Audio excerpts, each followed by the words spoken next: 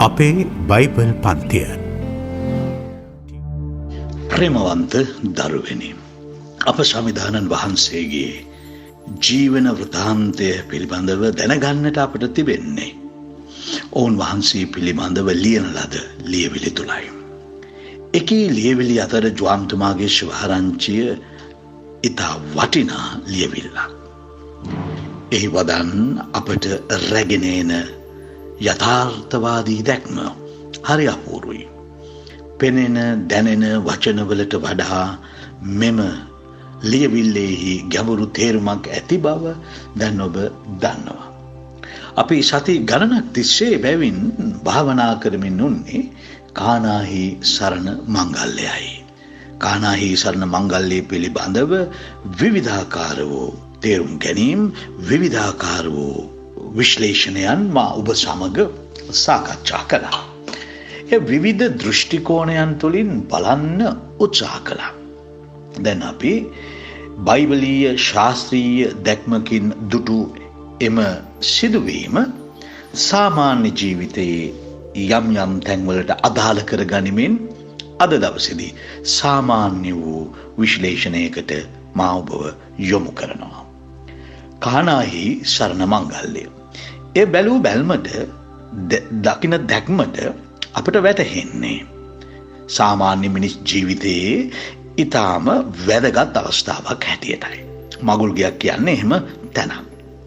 අප සමිධානන් වහන්සේව එහි ආරාධිතයෙකු බවට පත් කිරීමත්, අප මාතාවන් වහන්සේ භාග්‍යවන්ත අම්මා ඔවුන් වහන්සේ සමග එහි වැඩම කිරීමත් යාමත් අතර මහා විශාල සම්බන්ධයක් තිබෙනවා.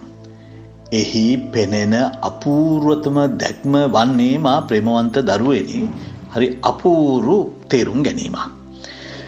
දේව අම්මා හා දේව පුතා සාමාන්‍ය මිනිස් කෙනෙකුගේ මේ මංගල්‍ය උළෙලක් සම්බන්ධයෙන් පැමිණීම ඔවුන් වහන්සේගේ මනුෂ්‍යත්වය පිළිබඳව කතා කරනවා. දෙවියන් මිනිසෙකු වීම පිළිබඳව අපූර්වතම හැඩගැන්වීමක් මෙහින් දිස් වෙනවා. ඉතින් මේ දෙව් මිනිස් සබඳතාවය තුළ දිනෙන් දින දවසින් දවස මොහොතින් මොහොත අනාවරණය වන්නා වූ මෙකී අනාවරණයන් රීනායි කන්ද මුදුනේදී, හොරේබ් කන්ද මුදුනේදී මෝසෙස් වෙත අනාවරණය වූ යාවේ දෙවියන් වහන්සේගේ ප්‍රබල අනාවරණය මින් තව තවත් දිගහැරෙනවා. දෙවියන් කාලාන්තරයක් තිස්සේ මානව වර්ගයාට කළ අනාවරණයක් තිබෙනවා. මුලින්ම දෙවි සමිධානන් වහන්සේ මානව වර්ගයා තමන් වහන්සේගේ ස්වභාවයට, ස්වරූපයට, ඒකත්වයට මවනු ලැබුවා. මනුෂ්‍යයින් මිදුනේ මනුෂ්‍යයාගේ නොහික්මුණු පාපයෙනින්දයි. මිනිසා තම නොහික්මුණු පාපයෙන් දෙවියන් වහන්සේගෙන් ඈත් වෙනවා. දෙවියන් වහන්සේව දැනගන්න, හඳුනගන්න, දෙවියන් වහන්සේ තුළ ජීවත් වන්න තිබුණු මොහොත ක්‍රමක්‍රමයෙන් වියැකෙනවා. දේව අනාවරණය, දේව සම්මුඛය මනුෂ්‍යයාට අහිමි වෙනවා. දේව තොරුල්ල මනුෂ්‍යයාගෙන් ඈත් වෙනවා. ඒත් මේ හිතුවක්කාර පාපයට පිළිතුරු දෙන්න දෙවිඳුන් කල්පනා කරනවා. ඔබට මතකයිනේ 3 වෙනි පරිච්ඡේදය 8 වෙනි වගන්තියට වගේ එනකොට උත්පත්ති පොතේ මොන වගේ ඉගැන්වීමක්ද ඔබට හම්බ වෙන්නේ කියලා. එහිදී ඔබට මතකයි මේ වගන්තිය විට සමිධානන් වහන්සේ උයනේහි සැරිසරූසේක. මිනිසා උන්වහන්සේගේ පාදයේ හඬ ඇසි ගස් අතර සැඟවුණේ. විට සමිධානන් වහන්සේ කතා කොට මිනිසා නුඹ කොහේදයයි විචාලේය. එවිට මිනිසා පිළිතුරු දෙමින් මා මෙහි යයි කීවේය. මා නිර්වත් බව දැනගතිමි කීවේය. ප්‍රේමවන්ත පුතේ, ප්‍රේමවන්ත දුවේ, ඔන්න උතන තමයි මනුෂ්‍යයා දෙවියන්ගේ නෑත් වෙන තැන පාපය කියලා අපි කිව්වනේ.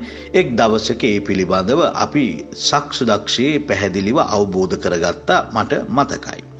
මා එබැවින් එහි සවිස්තර භාවයට යන්නේ නැහැ. ඔබට යන්තම් මතක් කළා මිනිසා පාපයෙන් දෙවියන්ගෙන් ඈත් වුණා. දැන් මෙන්න මේ ඈත්වීම කරුණු කොටගෙන මිනිස්යයි දෙවියනුයි අතර තියෙන සම්බන්ධය බොඳ වෙනවා. දැනගැනීම අඩු වෙනවා. දේව සම්මුඛය අහිමි වෙනවා. ඒකට ප්‍රතිඋත්තරයක් දෙන්න ආබ්‍රහම්ම තෝරගන්නවා. ඉස්රායලී ශුද්ධ තෙරණ වහන්සේ කාදුෂුන් වහන්සේ තමන් වහන්සේව චුට්ට පොඩ්ඩ අඩියෙන් අඩිය මොහොතෙන් මොහොත කාලයෙන් කාලය අනාවරණය කරනවා. මතකයිනේ ලොත් අනාවරණය ටිකක් වැඩි වෙනවා. අබ්‍රහම්, ලොත්, නෝවා මේ කතන්දර එකිනෙකින් විග්‍රහ කරනකොට දෙවිඳුන් තම ගති ලක්ෂණ, පුරුෂ ලක්ෂණ, තමන් වහන්සේගේ පුරුෂාර්ථයන් මෙහිදී අනාවරණය කරනවා. මනුෂ්‍යයා ටිකෙන් ටික මොහොතින් මොහොත මේ දෙවියන්ව දැනගනිමින් පවතිනවා. ඔන්න සීනායි කන්ද මුදුනට එනවා. සීනායි කන්ද මුදුනේදී උන්වහන්සේ තමන් වහන්සේගේ පෞද්ගලික නාමය අනාවරණය කරනවා. මම ස්වයංභූතනන් වහන්සේ වෙම එන්නේ විදිහට සිංහලෙන් දීලා තියෙන තේරුම. I am that I am.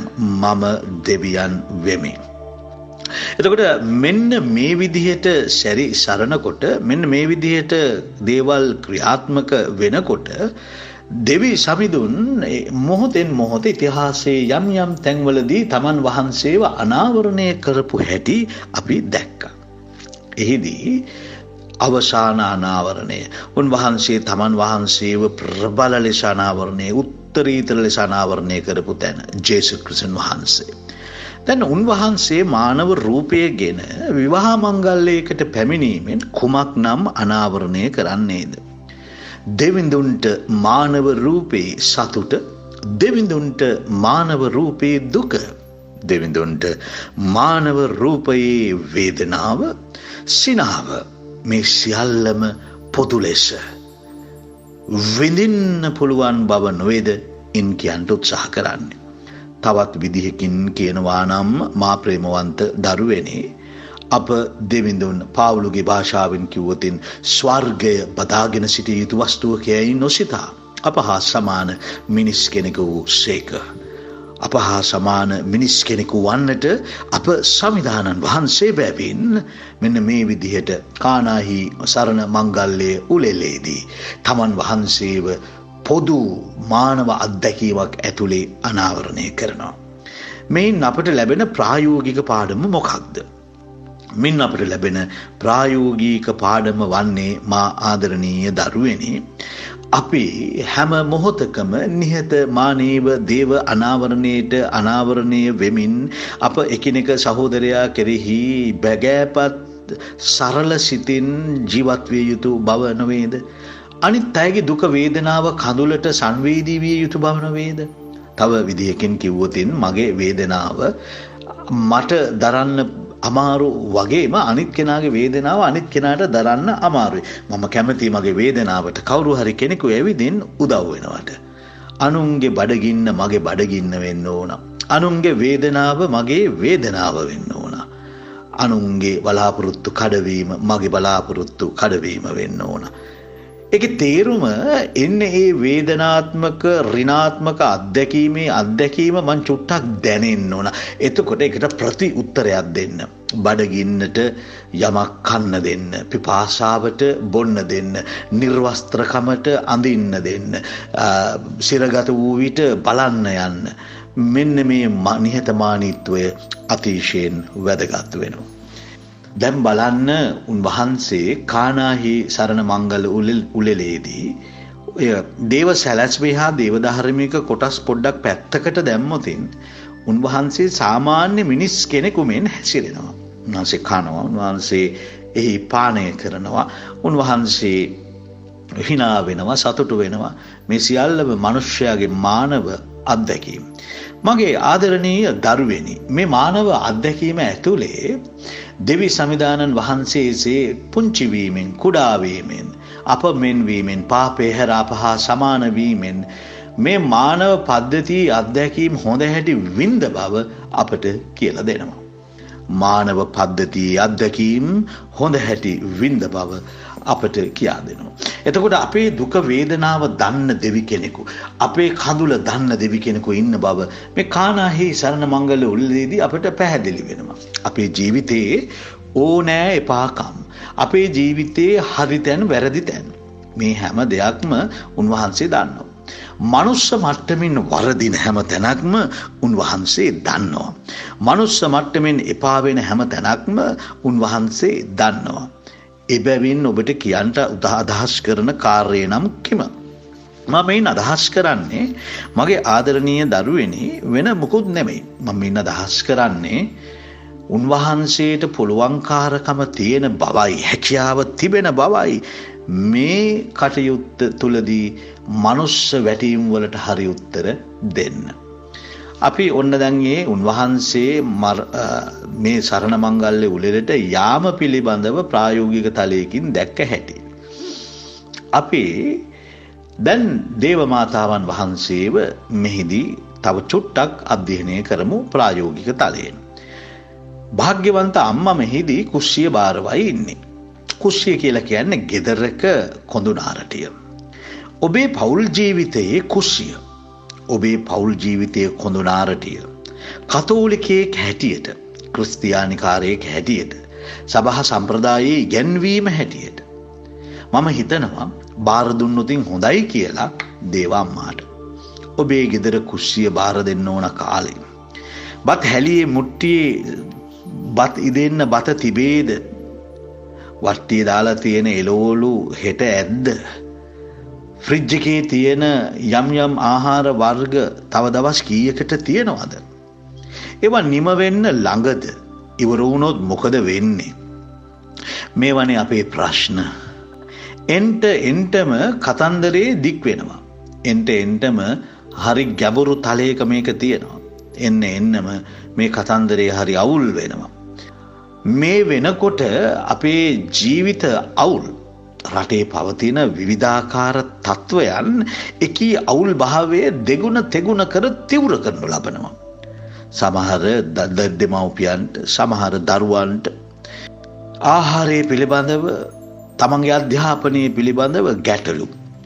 මෙන්න මේ වගේ වෙලාවක ඔබේ කුස්සිය, ඔබේ ආර්ථිකය, ඔබේ කොඳුනාරටිය, ජීවිතේ පැවැත්ම, පවුලේ හයිය වෙන්න භාග්‍යවන්ත අම්මාට ආරාධනා කරන්න. කානාහි සරණ මංගල්‍ය උළෙලට භාග්‍යවන්ත අම්මාට ආරාධනාවක් ලැබෙනවා. එකී ආරාධනාව උන්වහන්සේ ඉත සිතින් පිළිගත්තායයි කියා කියන්ට තියෙන හොඳම උදාහරණය වන්නේ මගේ ආදරණීය දරුවෙනි මෙන්න මේ දැක්මයි. මොකද්ද මේ දැක්ම? මේ දැක්ම තුළ අපට පිළිඹු වෙන වටිනාම කර්තව්‍යය වෙන්නේ උන්වහන්සේ ඒ ආරාධනාව බාර අරගෙන නිකන් උන්නේ නැහැ. ඒකේ වගකීම සිද්ධ කරනවා. එබැවින් මේ බැරි අමාරු කාලයේ කොඳුනාරටිය ඔබ දෙන්නකෝ මගේ දරුවෙනි. කාටද? භාග්‍යවන්ත අම්මාට ඔබේ පවුල බාර දෙන්න. කානාහි සරණ මංගල්‍ය උළෙලේ ඔන්න තවත් පාඩමක්. ඔබේ ජීවිතයේ භාග්‍යවන්ත අම්මාත් එක්ක ගමන් කරන්න, සංවාද කරන්න, පවුල එකතු වෙලා ජොපමාලය උච්චාරණය කරන්න. ප්‍රායෝගික තලය. ජොපමාලය කියන්නේ කොන්තේ අරගෙන හරියට ගිරව් වගේ කෑ ගහන එක නෙමෙයි. භාග්‍යවන්ත අම්මාගේ ආධ්‍යාත්මය, භාග්‍යවන්ත අම්මාගේ වැඩ සිටීම ඔබේ පවුල තුල දැකීමයි. ඇයට බාර දෙන්න ඔබේ පවුල. ඇය නිසි අයුරින් පුත්‍රයාණන් වහන්සේ වෙත ඔබව අරගෙන යනවා. මම පොරොන්දු වෙනවා ඔබට. භාග්‍යවන්ත අම්මා ඔබේ පෞද්ගලික ජීවිතයේ බාහිර ඕනෑ එපාකම් පවා මේ ලෝකයට අයිති ඕනෑ එපාකම් පවා මධ්‍යස්ථව ලබා දෙන බව. අපි මෙලොවට උපන්නේ දෙවියන් දැක ගන්නත්, උන්වහන්සේගේ ආදරය විඳින්නත්, විඳිමින් උන්වහන්සේගේ වී අවසානයේදී උන්වහන්සේගේම වෙන්නත්. ඉතින් මේ ගමනේ මේ මහ පොළොවේ ඇවිදින පැය කීපෙට අපට සිද්ධ වෙනවා නොයෑම ආදරණීය දරුවෙනි මහ පොළොවේ වේදනාවල් වලට මුහුණ දෙන්න. ඒක දෙයියෝ දන්නේ නැහැ කියලාද ඔබ හිතන්නේ? දෙවියන් ඒක දන්නවා. දන්න හින්දා උන්වහන්සේ අප හා සමාන මිනිස් කෙනෙකු වෙලා මං ඉස්සෙල්ලා කිව්වේ උන්වහන්සේ අපේ දුක වේදනාව කඳුල සුසුම මේ සියල්ලම දන්න බව. හොඳයි. ඒ හින්දා භාග්‍යවන්ත අම්මා ඔබ වෙනුවෙන් මැදහත් වෙනවා. දැන් ඔබ ඔය ඉන්න වේදනාව මගේ ආදරණීය දරුවෙනි. ඒ වේදනාව බාර දෙන්න දේව අම්මට. දේව අම්මට පුළුවන් ගොඩක් දේවල් ඔබේ ජීවිතයට කරන්න. උන්වහන්සේ ඒක කරනවා. උන්වහන්සේ ඒක කරන බව පැහැදිලි. ආදරණීය දරුවනි, මෙබැවින් සමිදානන් වහන්සේ ඔබට ආරාධනා කරන දේ පැහැදිලිනේ. ජේසු වගේ වෙන්න, භාග්‍යවන්ත අම්මා වගේ වෙන්න. ඔන්න තුන්වෙනි කාණ්ඩයකුත් දැන් අපට හම්බ වෙනවා. තුන්වෙනි කාණ්ඩය තමයි සේවකයන්. මෙතුමානන් ඔබට කියන කොයි දෙයක් වුවද කරන්න. ඒ අපි. භාග්‍යවන්ත අම්මාට ඔබ ඔබේ පවුල හා පවුලේ ආර්ථිකයේ කුස්සිය කොදුනාරටිය බාර දුන්නොතින් භාග්‍යවන්ත අම්මා කියනවා මෙතුමානන් ඔබට කියන කොයි දෙයක් වුවද කරන්න. ජේසු ඔබට කතා කරන්න පටන් ගන්නවා. භාග්‍යවන්ත අම්මාගේ මැදහත් වීමෙන් ජේසු ඔබට කියන්න පටන් ගන්නවා ඔබේ ජීවිතයේ කරන්ට කියන්ට හැසිරෙන්ට ඕනෑ හැම දෙයක් පිළිබඳව. ආදරණීය දරුවනේ, මෙන්න සුභාරංචිය. ඔබව සමිදානන් වහන්සේ වෙත රැගෙන යන අම්මා ඔබට කියන මගේ පුතා කියන ඕනෑම දෙයක් කරන්න. ඒ කියන්න භාග්‍යවන්ත අම්මට හයිය තියෙනවා. හයිය තියෙන්නේ ඇයි? මේ මම සමිදානන් වහන්සේගේ වහල් කෙල්ල වෙමියයි කියා තමන්ගේ සිත, තමන්ගේ කය, තමන්ගේ මනස, මුළු ආත්මයම පැවැත්මම උන්වහන්සේ ඇය භාග්‍යවන්ත අම්මා දේව තාත්තාගේ අපච්චිගේ අත්වලට බාර කරන්නේ මම වහල් කෙල්ල වෙමි, දාසිය වෙමි කියලා. දෞලෝස්. ඉතින් මින් පිළිඹිබු වෙන කාරණාව වන්නේ එබැවින් ආදරණීය දරුවනි එයයි. මින් පිළිඹිබු වෙන කාරණාව වන්නේ ආදරණීය දරුවනි එයයි. එබැවින් අපට පුළුවන්, අපට හැකි මෙන්න මේ යථාර්ථය ඔබේ ජීවිතවලට කියලා දෙන්න. ඉතින් ඔබ මෙන්න මේ විදිහට සමිදානන් වහන්සේගෙන් ඉගෙන ගන්නා දේ, උන්වහන්සේ කියනා දේ නිවැරදිව කරමින් කියමින් උන්වහන්සේගේ පැවැත්ම ඔබේ ජීවිතය තුළ අත්දකින්නේ නම්, තව විදියකින් කීවෝතින් කීකරුවන්නේ නම්, උන්වහන්සේගේ අනපන සුද්ධලියවිල්ල කියවලා ජීවිත අත්දැකීම් වලින් ලබලා මේ වගේ දේශනාවලින් ඉගෙනගෙන ඔබට උන්වහන්සේ කියන අනාවරණය කරන දෙයට කීකරු වෙන්න. ආන්න ඒකයි ඔය කියන්නේ. දෙවි සමිදානන් වහන්සේ ඔබට කියනවා කීකරු වෙන්න. අනන්තයටම කීකරු වෙන්න. ඔබ කීකරු විය යුතුයි. ඔබ සක්ෂදක්ෂේ කීකරු විය යුතුයි. එකී කීකරුකම තුලයි උන්වහන්සේ කියනෑම ඕනෑම දෙයක් කියන ඕනෑම දෙයක් කරන්නට හැකියාව ලැබෙන්නේ, පුළුවන්කම ලැබෙන්නේ. මගේ ආදරණීය දරුවනි, උන්වහන්සේ කියන ඕනෑම දෙයක් කියන්න, කරන්න උනන්දු වෙන්න. උන්වහන්සේ කරන ඕනෑම දෙයක් කියන්න, කරන්න උනන්දු වෙන්න. සමිඳුන්ගේ මාවත, සමිඳුන්ගේ පාර ඔබට අනාවරණය වෙන්නේ එවිටයි. මේ ජීවිතයේ බොහෝ දේවල් හඟවලා තියෙන්නේ. විශේෂයෙන් දේව කැමැත්ත අපි අවබෝධ කරගන්න ඕන. දේව කැමැත්ත අවබෝධ කර ගැනීම සඳහා භාග්‍යවන්ත අම්මා පාරක් මාවතක් යෝජනා කරනවා. ඒ වෙන කිසිවක් නොවේ. උන්වහන්සේ අපට යෝජනා කරන්නේ මෙතුමානන් කියන ඕනෑම දෙයක් කරන්න කියලායි. ඉතින් මාගේ ආදරණීය දරුවනි, එතුමානන් කියන්නා වූ ඕනෑම දෙයක් කරන්න ඔබ ලැහැස්තිද? ඕනෑම දෙයක්. ඔබ ශුද්ධ ලියවිල්ල ආත්මයන්න් වහන්සේ තුල හසුරුවමින් කියමින් එකී තත්වයට පළපදියම් වෙන්න පටන් ගන්නකොට මගේ ආදරණීය දරුවනි, ඔබට හැකියාව ලැබෙනවා. උන්වහන්සේ බලය ඔබට දෙනවා. ඔබව පවිත්‍ර කරනවා. උන්වහන්සේගේ කැමැත්ත තුල හරි දේ, නිවැරදි දේ, ශුද්ධ දේ සිද්ධ කරන්න. හොඳයි. ඔන්න තුන්වෙනි කාණ්ඩේනොත් ඔබට යම්කිසි ආකාරයක පිළිතුරක්, උත්තරයක් ප්‍රායෝගික ජීවිතයට අරගෙන දුන්නා. ජේසු වගේ නිහතමානී වෙන්න, භාග්‍යවන්ත අම්මාට ඔබේ ජීවිතයේ කුස්සිය ආර්ථිකය ප්‍රධාන තැන බාර දෙන්න.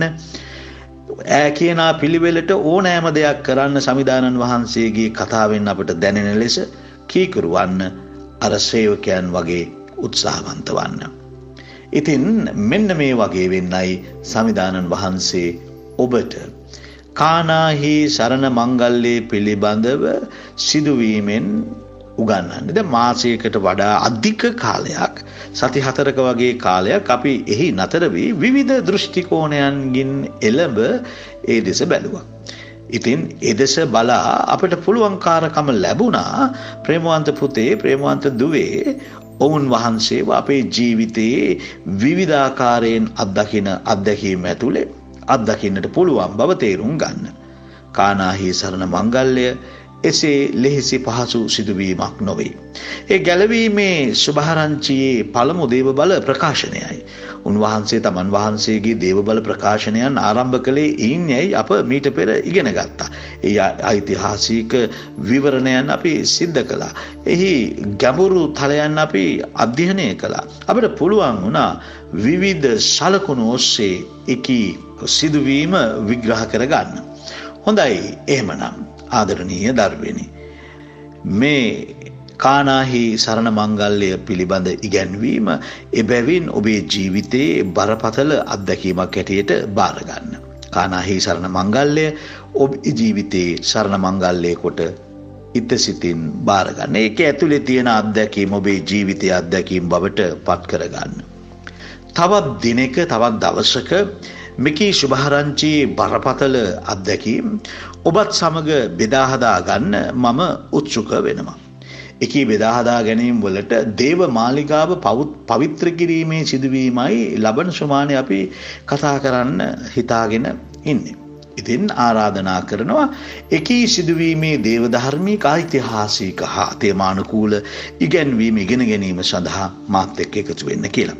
ඉතින් අදට මා ඔබෙන් සමුගන්නවා. නැවතත් ඔබ හමු වෙනතුරු මගේ ආදරණීය දරුවනි, ඔබට ජේසු පිහිටයි.